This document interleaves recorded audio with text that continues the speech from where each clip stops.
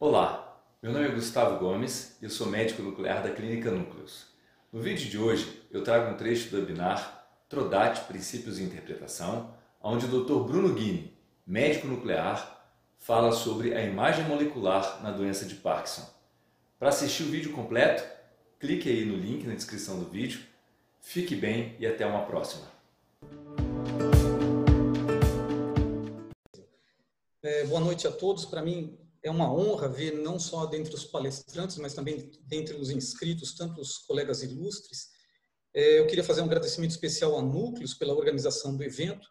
Eu vou gastar, antes de falar especificamente sobre o Trodat, eu vou gastar uns 10 minutinhos falando de características básicas da doença de Parkinson e sobre o diagnóstico por imagem, principalmente, naturalmente, dos marcadores moleculares.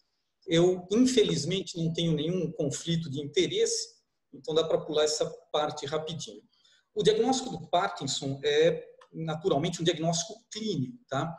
Além dos sintomas e sinais clássicos, a bradicinesia, a rigidez e o tremor de repouso, a gente tem também sintomas não motores, que são comuns, perda de olfato, distúrbios do sono, disfunção autonômica, alterações psiquiátricas e prejuízo cognitivo.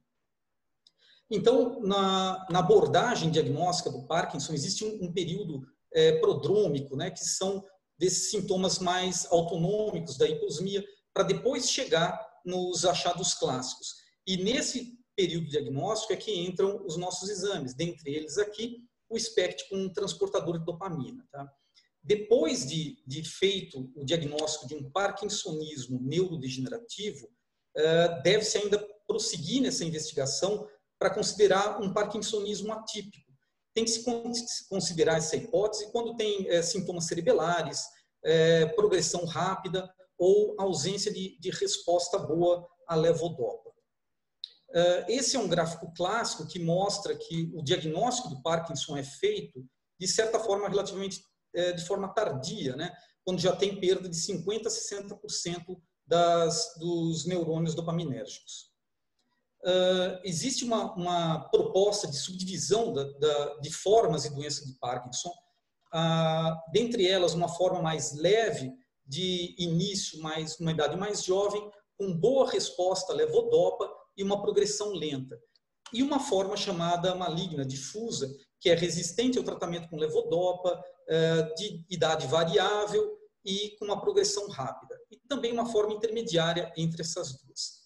Além dessa subdivisão em subtipos que é proposta, existem também diferentes fenotipos da doença de Parkinson. Tá? Nesse fenótipo, o paciente ele começa com sintomas periféricos. Então, diz-se que a progressão da doença é de baixo para cima. E tem também aqueles que começam primeiro com sintomas do sistema nervoso central, a progressão de cima para baixo.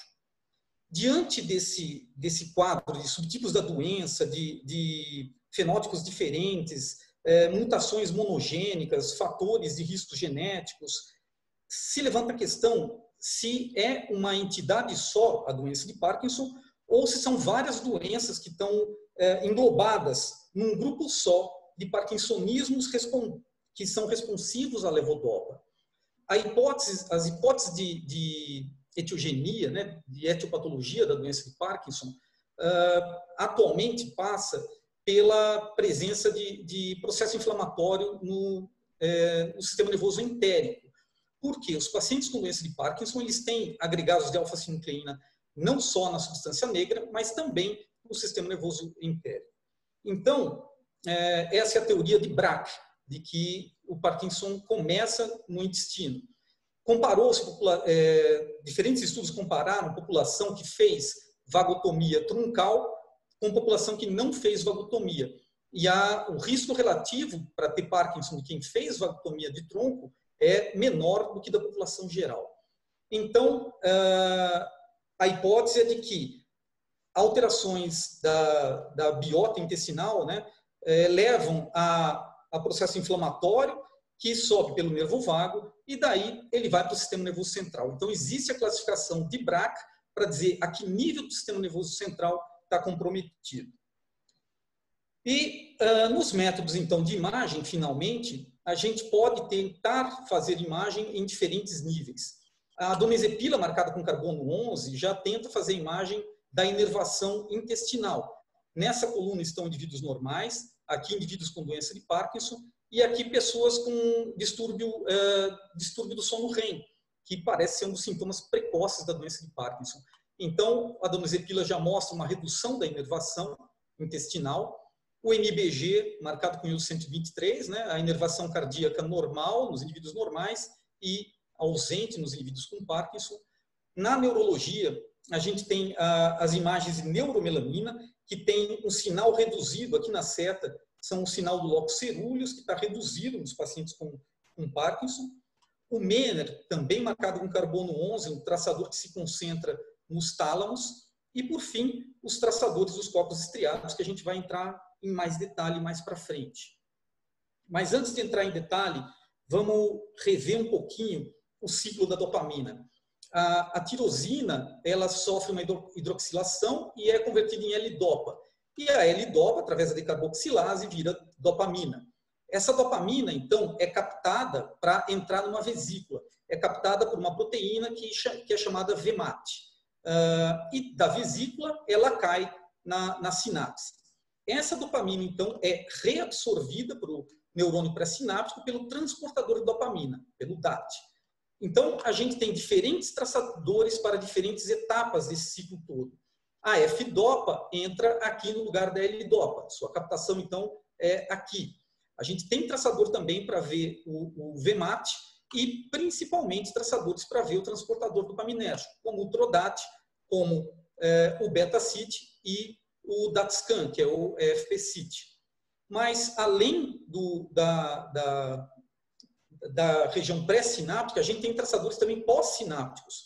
Os mais comuns são para o receptor D2 da dopamina. O mais comum deles é o IBZM. Mas tem experimentais também para receptor D1. Sempre é bom lembrar que a perda do sinal desses receptores não implica necessariamente em alteração do metabolismo de glicose ou da perfusão. Então, é muito mais precoce a perda desses traçadores do que da perfusão no espectro cerebral ou do PET cerebral. Então, o que a imagem do TRODAT1 vai mostrar para a gente? A integridade das terminações pré-sinápticas nigroestriatais. Então, quando a gente tem uma alteração no TRODAT, a gente vai ter um parkinsonismo neurodegenerativo, que pode ser a doença de Parkinson idiopática, a paralisia supranuclear progressiva, a atrofia de múltiplos sistemas, a degeneração corticobasal ou uma doença isquêmica direto no corpo estriado. E quando o TRODAT é negativo, são doenças sem esse déficit pré-sináptico. Um Parkinson induzido por droga, um Parkinson psicogênico, uma hidrocefalia de pressão normal, tremor essencial ou o Parkinson vascular. A imagem normal é basicamente essa. Os corpos estriados são praticamente simétricos e a visualização do córtex é pouca. Quando a gente tem uma imagem alterada, a gente já consegue enxergar mais córtex, o sinal de fundo está elevado, existe uma assimetria entre os corpos estriados. E o Parkinson é uma doença que começa com degeneração putaminal. Então, o putame vai estar comumente mais comprometido do que o núcleo caudado. Além disso, esses traçadores pré-sinápticos, eles mostram evolutivamente uma comparação com a evolução clínica do paciente de acordo com a escala de Hoehn-Yahr. E esses parkinsonismos neurodegenerativos, é impossível fazer o diagnóstico diferencial pelo TRODAT, porque todos eles vão ter alteração a nível pré-sináptico. Para fazer o diagnóstico diferencial, a gente precisa de um traçador pós-sináptico, como, por exemplo, o IBZM. Aqui a gente está vendo o DAT-SCAN num Parkinson idiopático e num parkinsonismo atípico, né? Os dois têm perda de neurônio pré-sináptico.